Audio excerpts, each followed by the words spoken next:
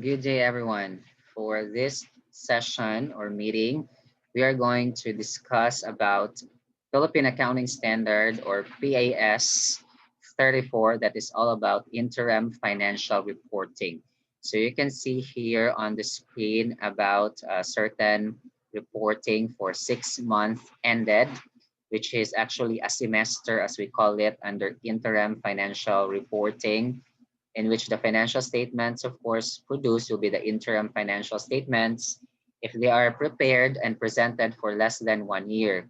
So, to be more specific, interim financial reporting will deal with the preparation and presentation of financial statements of less than 1 year, namely a semester composed of 6 months, a quarter composed of 3 months, and monthly, which is composed of 1 month. All right. So let's have the discussions about interim financial reporting. So we have to respect the source or our source. Here are our objectives. We have to define what an interim financial report is. We have to state the scope and applicability of PAS 34, meaning what particular situations, what particular circumstances that this standard would be applicable and up to what extent. Then we have to go into the recognition and measurement principles as applied in interim financial reporting. So definition of terms.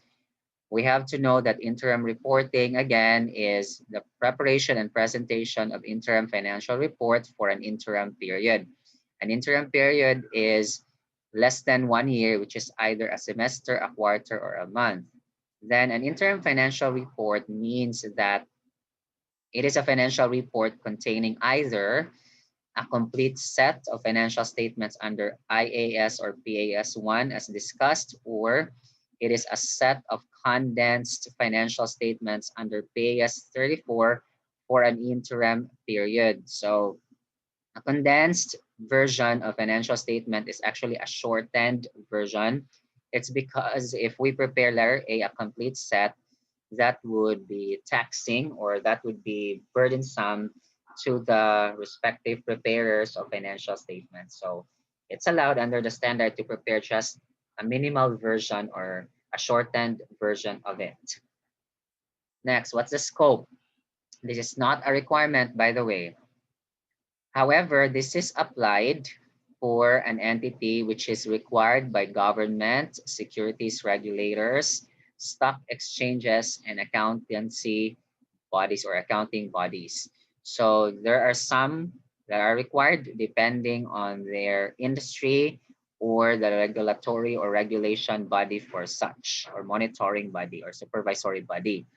Then if that entity elects or chooses to publish an interim financial report in accordance with PFRSS. So those are the two situations. On another hand, PAS 34 encourages publicly traded entities, so meaning to say these are the entities that already apply to Securities and Exchange Commission or SEC, in which their shares are to be traded in the stock exchange. In Philippines, we have the Philippine Stock Exchange or the PSEI to provide at least semi-annual interim financial reports and publish them not later than 60 days after the end of the interim period. So this is a semester then as required or as encouraged, because this is clearly a word encourages. Okay, so requirement here for the second one could be quarterly or semestral, it depends. What would be the content as we've said or mentioned? It's going to be an option. So it's either the complete set under IAS 1, hopefully you can still recall, or the BS 34 condensed set.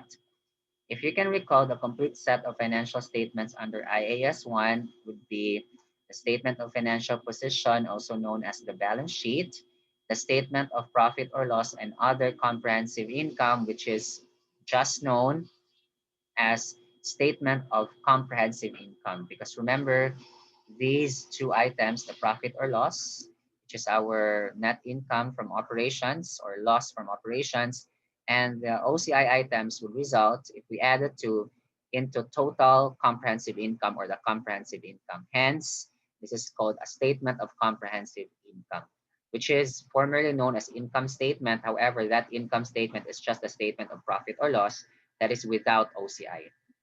Next, statement of changes in equity.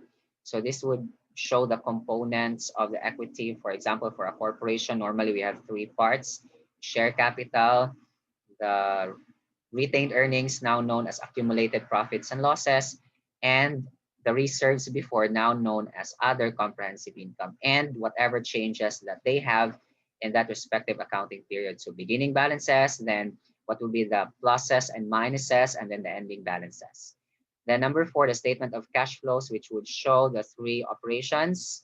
So under our PAS 7 discussions, we have operating, investing, and financing activities. So the cash flows, whether inflows or outflows. And number five, the notes to financial statements, which would show additional information. So this would also show to us the significant accounting policies and other explanatory information. And then we are going to make comparative information from one accounting period to the next. And number six, this is a statement of financial position as at the beginning of the preceding period. So this is when, for example, there would be a retrospective adjustment, whether that's an application of accounting policy or a restatement of values or errors that were made in the prior or previous accounting period. So this is as what we've said in an event, or let's say in a certain session that we've discussed under IAS 1, that we said this is like a financial statement part of the complete set, but that this is not prepared that much because it is only when IAS 8, if you can recall PAS 8, that is changes in accounting estimates, accounting policies, and errors standard, that we are going to have this one. Next would be the minimum content of an interim financial report under PAS 34. So as said, if we say condensed, meaning the shortened version of the previous complete set, except six, because normally we prepare the six for an annual financial statement preparation and presentation, and selected explanatory notes. So the term condensed means the shortened version, which is the minimum information required under PAS 34. However, again, an entity is allowed to prepare or publish or present a complete set of financial statements to have the interim financial report, or that will serve as an interim financial report. Furthermore, an entity is also not prohibited from including in its condensed interim financial statements information that is more than the minimum line items or selected explanatory notes set out under PAS 34. So in that case, or in that sense, minimum is minimum, but we can add more. Next, additional concepts. These things are, of course, known by us, but well, relevance over reliability, that is, in preparing interim financial reports, we want our reports to be timely. So we cannot wait like 1 year or end of 1 year to be able for us to furnish the necessary reports. Hence, we are focusing here, or we are focusing in this standard, relevance over reliability. Then materiality and estimates. The estimates could be of greater extent if we prepare interim financial reports because the transactions may not happen just yet, or they are just being forecasted or estimated as to the values. Then remember that the note disclosures will only be selected so that they would not be repeated as we go along the way or in the annual financial statements. Next, periods for which interim financial statements are presented. So this is an example of semi-annual interim financial reporting. So for semi-annual, we prepare for a calendar year, which begins January 1 and ends December 31.